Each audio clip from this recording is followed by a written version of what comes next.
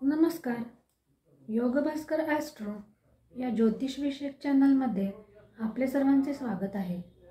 आज आपण नवग्रहांना अनुकूल करून घेण्यासाठीचे साधे सोपे उपाय याचा दुसरा भाग पाहणार आहोत.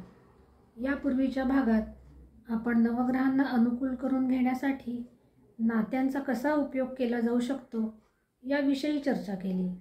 आज आपण नवग्रहांना अनुकूल करून घेण्यासाठी नवग्रहांचे रंग, नवग्रहांच्या देवता आणि नवग्रहांचे धान्य यांचा समावेश आपल्या जीवनात करून आपले जीवनमान कसे उंचावू शकतो याविषयीची चर्चा करणार आहोत.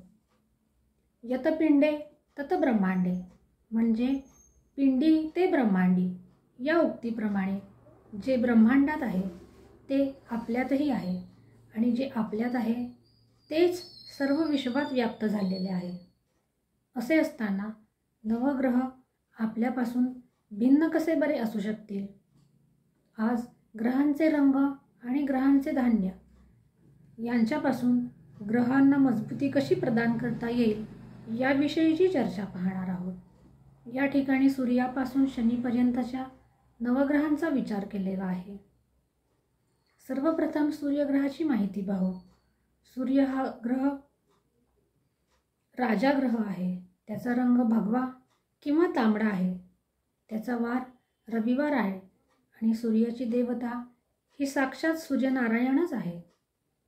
तर त्याचे धान्य हे गूळ आणि गहू आहेत. यांचा समावेश आपल्या आहारात केल्यास सूर्यग्रह बलवान होतो. तसेच सूर्योपासना करण्याची पद्धत आपल्याकडे अतिप्राचीन आहे. त्यासाठीच सूर्याला अर्घ्य देणे, सूर्यनमस्कार घालणे या पद्धती फार पूर्वीपासून प्रचलनात आहेत. आता चंद्रग्रहाची माहिती करून घेऊया. चंद्राचा रंग हा पांढरा शुभ्र सफेद आहे हे सर्वांनाच ज्ञात आहे. तसेच तो जलीय पदार्थांचा देखील कारक आहे. त्याचा वार सोमवार आहे. तर चंद्राची देवता ही भगवान श्री शंकर आहे. शंकराच्या माथ्यावर चंद्र विराजमान आहे.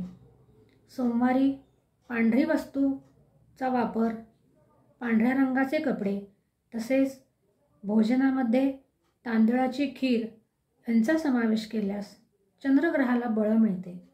मानसिक अशांततेपासून मुक्ती मिळवण्यासाठी चंद्राची देवता श्री शंकराची आराधना ही विशेष फलदायी आहे.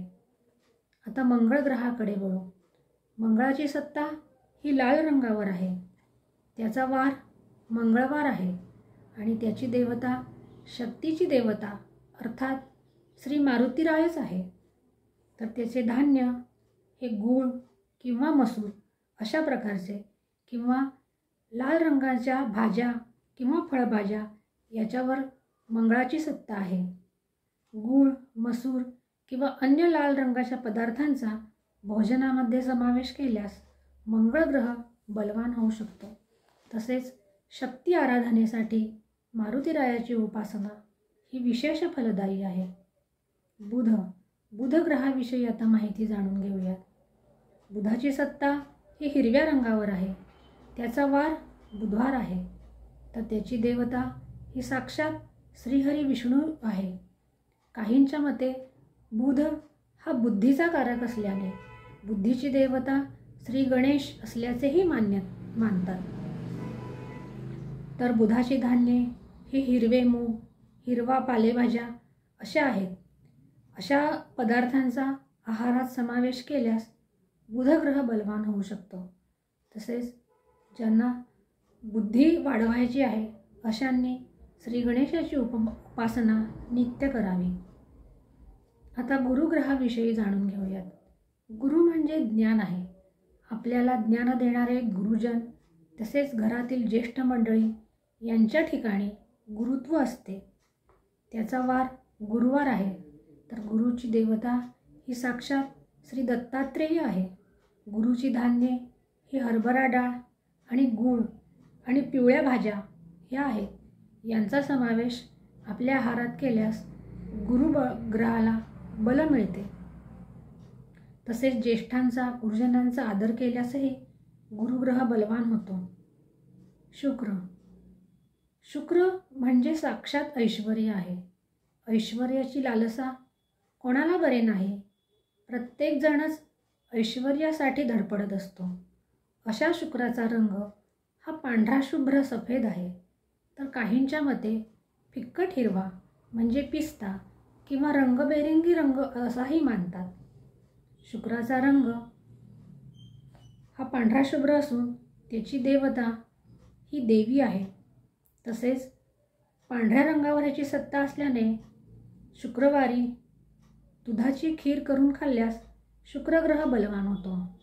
तसेच नीटनेटकी राहणी आणि घरामध्ये स्वच्छता असल्यास शुक्र बलवृद्धी होते.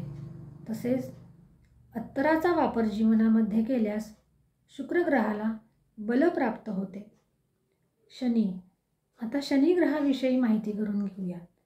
शनी हा अतिशय मंद ग्रह आहे. हा न्याय आहे. त्याचा रंग काळा आणि निळा आहे. त्याचा वार शनिवार आहे. त्याची देवता साक्षात श्री शनी महाराज आणि मारुतीराय असे दोन्ही आहेत. तर त्याची धान्ये ही काळे तीळ, उडीद आणि कुळीथ आहे. या पदार्थांचा आहारामध्ये शनिवारी समावेश केल्यास शनिजन्य पिढेपासून मुक्ती मिळू शकते. येथे राहू आणि केतू या ग्रहांचा विचार केलेला नाही, कारण हे छायाग्रह आहे. राहू हा शनीप्रमाणे तर केतू हा मंगळाप्रमाणे फळ देतो. याप्रमाणे जिज्ञासूंनी अभ्यास करून त्याचा उपयोग आपल्या जीवनामध्ये केल्यास जीवनमान उंचावण्यास नक्की हातभार लागेल. आज आपण येथेच थांबूयात. पुन्हा भेटूया एका नवीन ज्योतिषीय विषयासह. तोपर्यंत नमस्कार.